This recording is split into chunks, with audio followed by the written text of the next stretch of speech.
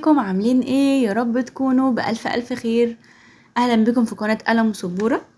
النهاردة درس جديد هقول فيه المنهج بتاع سنة اولى وتانية وتالتة ورابعة وخمسة، بتاع الترم الاولاني ان شاء الله، وايه اللي هيحصل فيه بالظبط.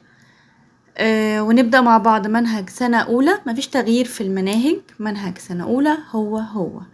الفصل الاولاني الفصول هم 7 فصول، كلهم بيتكلموا عن الاعداد. الحاجات دي كلها خدناها قبل كده، سهل ومفيهوش اي الدنيا مش صعبة يعني. ده الفهرس.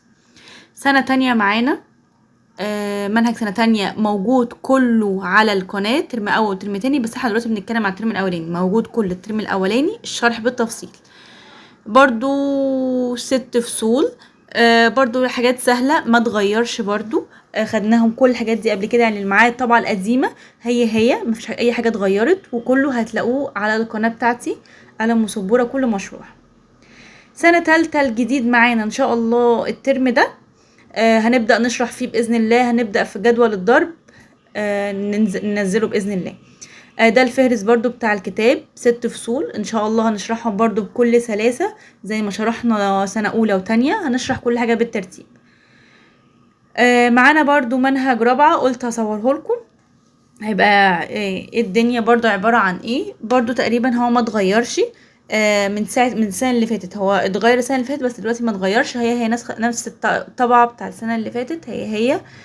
برضو فيها حاجات بتاع المحيط والمساحة يعني. بيكمل سنة تالتة، بس طبعا على توسع طبعا، وهنعرف كل حاجة بالتفصيل ان شاء الله. بعد كده منهج 5 برضو ده معانا، قلت اصوره لكم عشان يعني تبقى عارفينه.